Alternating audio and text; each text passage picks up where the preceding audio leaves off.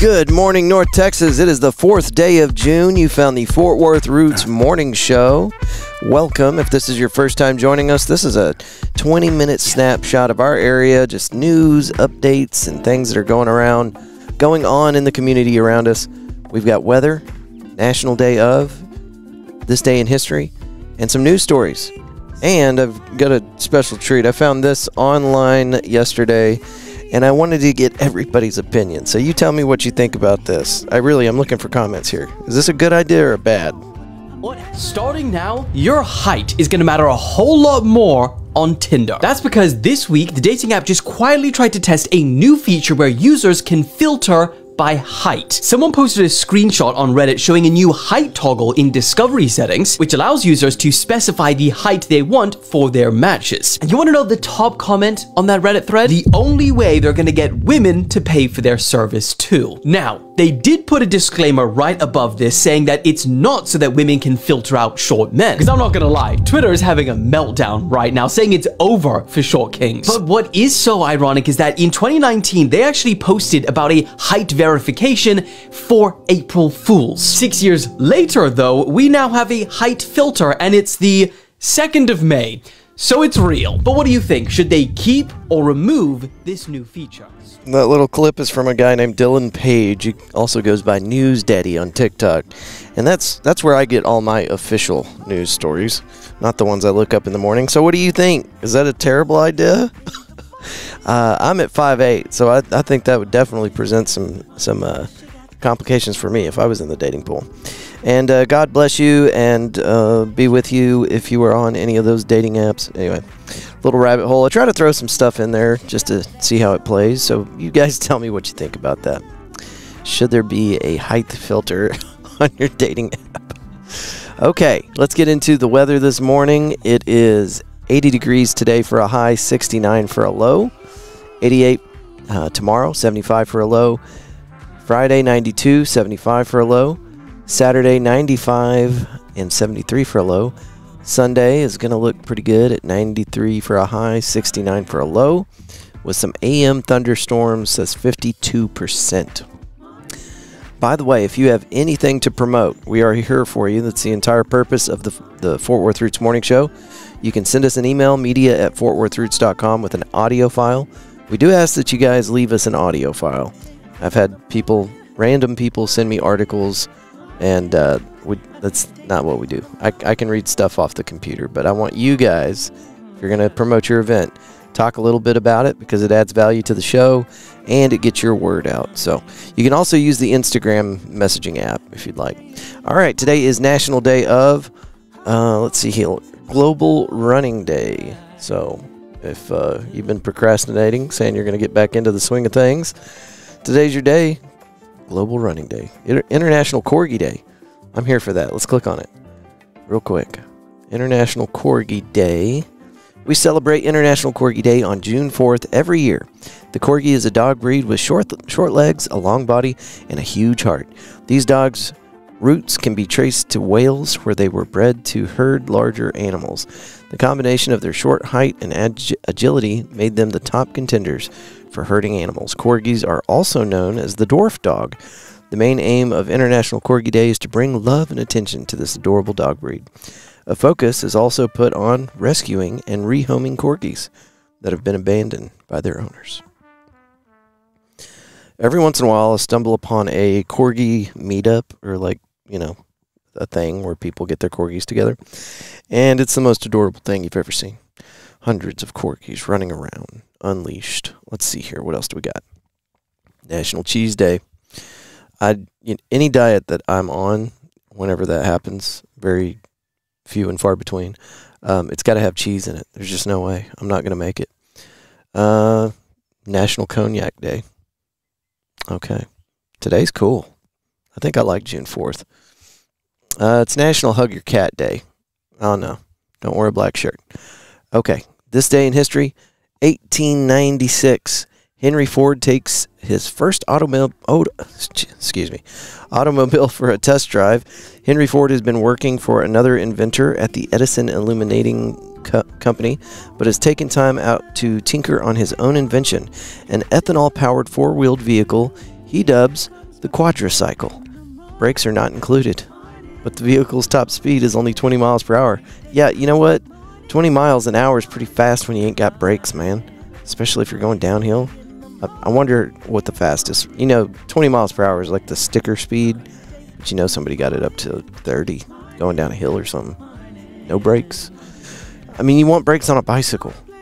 You need brakes. Okay, anyway. 1917, first awarding of Pulitzer Prizes. Publisher Joseph Pulitzer willed funds to Columbia University to reward excellence in American journalism, literature, and music. And the first awards are given out this year, 1917. In decades to come, the Pulitzer Prize will be bestowed on a stellar array of American artists and writers. By the way, we had an incredible American writer on the show yesterday at McFly's Pub. We do it every Tuesday, and you guys are welcome to come out and join us. Last night, we had Mark A. Nobles, and he just released a new book. You can find all of his literary works of art on Amazon and other places. Just look for Mark A. Nobles. My favorite book that he's done so far is called We're for Smoke. And the all over underpinning of the book, We're for Smoke, it kind of highlights the early 1900s. And the original Fort Worth flag had across it, We're for Smoke. And the picture on the flag at the very top was just a deep, billowing cloud of smoke. Because back in the early 1900s, that meant prosperity and jobs and a good economy. It's just funny to look back at that and go, you guys were nasty with your black smoke clouding up the air. All right, 1984, Bruce Springsteen's releases Born in the USA. The singer releases his 7th studio album, backed by his longtime E Street Band. Born in the USA will produce 7 top 10 singles, including the smash Dancing in the Dark, propelled by a video featuring a future Friends star, and the often misinterpreted title track. Okie dokie. 1989, Beijing protest. A brutal crackdown in Beijing, Tiananmen Square. The People's Liberation Army arrives in Tiananmen Square with assault weapons and tank columns to forcibly remove pro-democracy students, demonstrators. After 7 weeks of protests, the government crackdown escalates, and thousands are killed as the Chinese military fires into the crowds. Jesus. That was 1989, this day in history. All right, let's get into your Fort Worth news. Okay, I thought this was pretty cool. Actually, I'm a little disappointed, and I don't understand. Fort Worth Park System jumps in national rankings. Here's what's changed. This is by Nicole Lopez, and you can find it on fortworthreport.org. Fort Worth's network of green and open spaces has grown with help from a revised master plan, Mayor Matty Parker, good-natured initiative, and increased funding. Now, the city's efforts are being recognized on a national scale. In an annual survey ranking parks across the 100 most populated cities in the country, Fort Worth was ranked, are you ready for this, as having the 72nd best city park system, rising 19 spots from its 2024 ranking of 91st. I tried to read that as 91st. Okay. Hope you guys are awake this morning. The environment nonprofit Trust for Public Land publishes the Park Score Index survey ranking city park systems based on acreage, the percentage of residents living within a 10-minute walk to the park, park accessibility in underserved neighborhoods versus high-income neighborhoods, amenities, and park spending per resident. So I looked it up. I wanted to see who beat us here in Texas. I went to their website. It is tpl.org Park Score Rankings. Okay, so scrolling down, let's find Fort Worth, and then we'll see who is above us. Now, there's one on here that I can totally agree with. Okay, so Fort Worth down there at 72 or whatever. Here in Texas, Garland is about 5 spots ahead of us. Houston right above Garland. El Paso, right above Houston. That doesn't make sense. I haven't spent a lot of time in El Paso, though, so maybe. San Antonio, okay. Austin. Austin's not a surprise. They do have great parks, and it's the way that city is just kind of jam-packed on top of itself. I bet everybody's within 10 minutes of everything, so that makes sense. Who's next? Arlington. See, this is the one that didn't surprise me. I've always been really impressed with Arlington's parks. I think that's awesome. So, let's see who else we got here. Frisco. Frisco's a kind of a newer city, so I bet their master plan had parks in mind whenever they put it together. Dallas beat Frisco, kind of moving towards the top now. Let's see, any more Texas City? Plano. Plano does have great parks and a very impressive running trail that kind of wraps around the city. Let's see here, anybody else in Texas towards the top? Nope, that's it. So Plano would be the best, and it looks like it's probably 15 spots from number 1. So, and number 1, since we're here, is Washington, D.C. Washington, D.C., number 1, Irvine, California, number 2, and then Minneapolis is number 3. So, we got some work to do, but I like our park system. I think it's pretty excellent. Okay, what do we got here? Next news story. CuraNews.org, story by Bob Francis. This is a Fort Worth Report story. Okay, so this is on the CuraNews.org, but it is a Fort Worth Report story by Bob Francis. I'm not going to get into all the details, but I thought you guys should at least know that this article is out there. Stockyards legal shootout. Developer moves forward with new Fort Worth leadership. So anyway, long story short, and apologies to Bob Francis because this is a really well put together story. He did a lot of research. He talked to a lot of people. I'm just not going to read the whole thing. So they're talking about a legal dispute with the people that are in charge of building the new sections down there in the stockyards.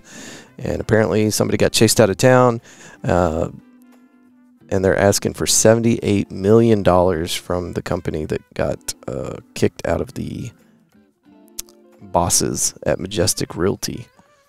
The leader of the project, Craig Cavalier, seems to be the one in a lot of trouble here.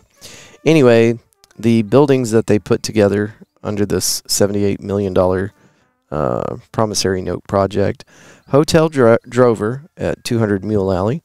Y'all have seen that one. The 5-story, 101-room Hyatt Place on Exchange. The 52-room Stockyards Hotel on 109 Exchange. Some industrial building in Fort Worth, and then it says several properties at other Majestic Realty developments. So anyway, a bunch of people are upset. Some guy's running out of town, minus $78 million. And this is going to delay the next phase. And I was looking for information on what is in phase 2 of what they're planning to do down there in the stockyards, but I didn't see it in this. The economic development agreement supported.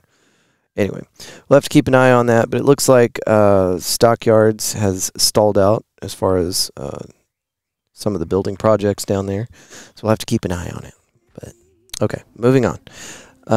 Let's see here. By the way, I'd love you guys' input. If I read a story and you're like, he shouldn't have read that, that's dumb. Let me know. I need to know what you guys like. It always amazes me. I look at the numbers, I see that people are listening to the show, but I don't know who you are. And every once in a while, happened last night, somebody will just walk up to me and start talking about that morning's episode. So I know you're listening and I know you enjoy it, but I am always looking for feedback. So hit me up. media@fortworthroots.com is our email, or you can just get me on Instagram. And if you'd like to just leave us a little positive note via audio, you can do that and I'll play it on the show. Tarrant County in the clear as measles cases drop in Texas. Here's why. This is on fortworthreport.org. Story by McKinnon Rice. Let's get into it. Measles is on a downward trend in the state, and the 4 people in Tarrant County who were infected appear to have not infected anyone else. Good job, measles people. Dr. Brian Bird, director for Tarrant County Public Health, said during a recent meeting. He didn't say good job, measles people. That was me. Measles symptoms appear 1 to 3 weeks after a person is exposed. Measles is highly communicable. The measles vaccine, which is considered to be extremely effective, is recommended. Okay. Texas has seen 742 total cases stemming from the outbreak near Lubbock since it began in January, according to the Texas Department of State Health Services. However, the data does not include 33 cases, which the state does not currently consider to be connected to the outbreak. On and on it goes. You guys can read further on FortWorthReport.org. But good job, measles people, keeping the measles away from other people. Time for a good news story. This is by our buddy Andy Corbley over at goodnewsnetwork.org. I need to send that guy an email and be like, hey, man, let's do coffee. He's going to be like, I'm literally in London. And I'm going to be like, tell me when you get to Fort Worth. Okie dokie. A man who visited Mount Everest Base Camp to install a defibrillator as part of his advocacy work has revealed the device saved a woman's life just 3 weeks after he left Nepal. David Sullivan is the founder of Code Blue CPR, an organization that trains defibrillator use and CPR skills at home and around the world. What a highly innovative way to promote your company, sir. Hats off to you. Earlier this year, the 62-year-old from Surrey ventured to the Himalayas, where he installed what he says is the world's highest defibrillator. Climbers die on Everest all the time, not always of cardiac arrest, but certainly sometimes, and the use of a defibrillator within the first 3 minutes of a heart attack can improve survival rates from 8% to over 50%. Climbing to an altitude of 22,000 feet to test the defibrillator, Sullivan then descended to one of the villages, having shocked himself very badly, at just over 16,500 feet. I added that part, sorry, to install the device for use. He returned from Everest on April 30th, and just 3 weeks later learned that it saved a young climber's life after her heart stopped. Outstanding defibrillators. I'm actually, whenever those mobile AED devices started popping up on the market, I'm surprised that we don't see more of those, because just like it said, you have a 50% higher chance of living after a heart attack, and those are fairly common. So anyway, why don't we have those everywhere? I don't know. They're expensive. I bet they're less expensive nowadays, but they're certainly not cheap. Okay. Hey, here's the thing I'd like you guys to weigh in on. I just started dabbling again in the stock markets. Would anybody appreciate like a stock market segment?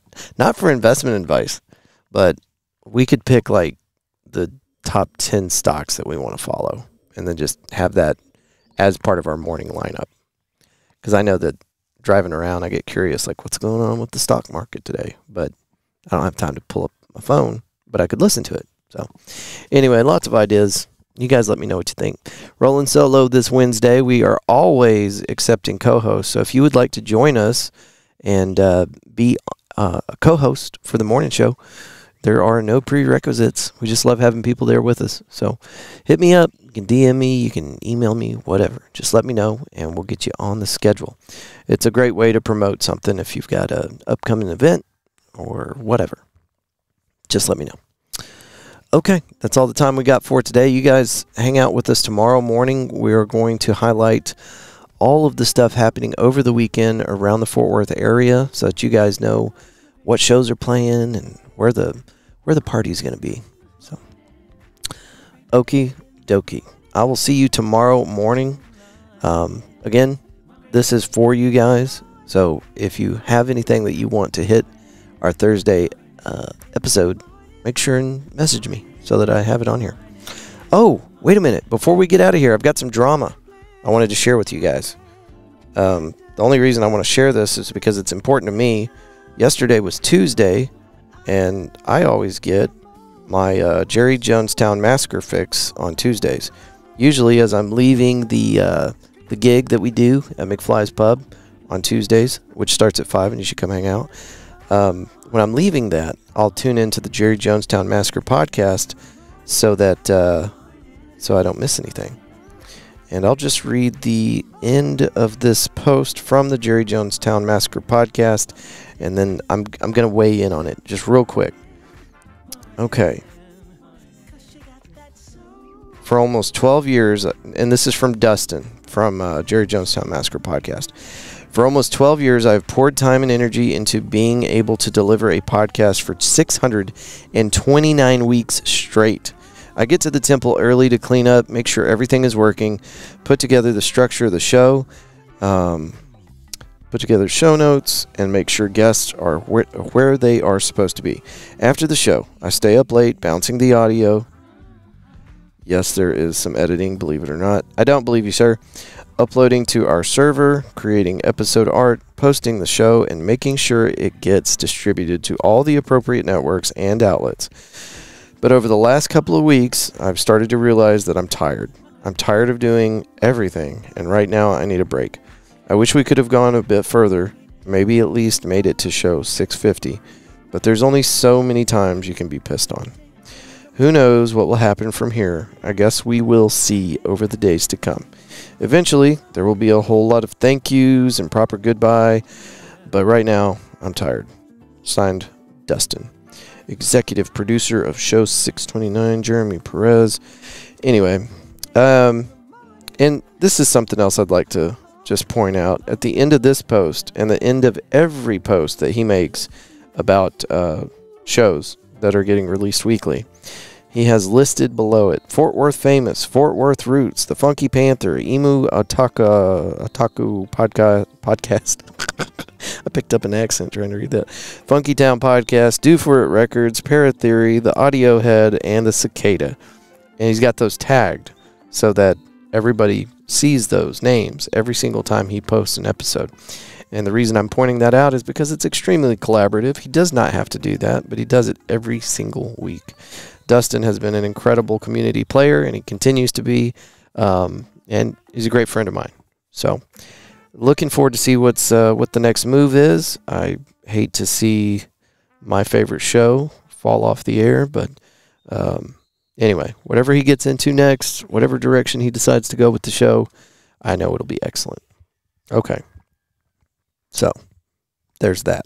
Y'all can go listen to that episode if you want. It is a firecracker, especially the last 20 to 30 minutes. Jerry Jonestown Massacre on all platforms. The video is my favorite on YouTube. Okay. As you guys move through outer space on the back of a giant sea turtle, we hope you'll choose love and gratitude every chance you get. The Cicada this weekend has a Save the Cicada benefit Sunday at 2 p.m. We hope you choose love and gratitude every chance you get, and we'll see you tomorrow. Good day. You feel me, thrill me. Never had some love and to heal me. You're oh so wonderful. I'll never let go. 'Cause dreams do come true. And here comes my great day in the morning, morning, morning. My great day in the morning, oh Lord, oh Lord. My great day in the morning, morning, morning. My great day in the morning, morning, morning, morning. I hope you woke up today and somebody loved you. And you know who I really hope I hope it was yourself.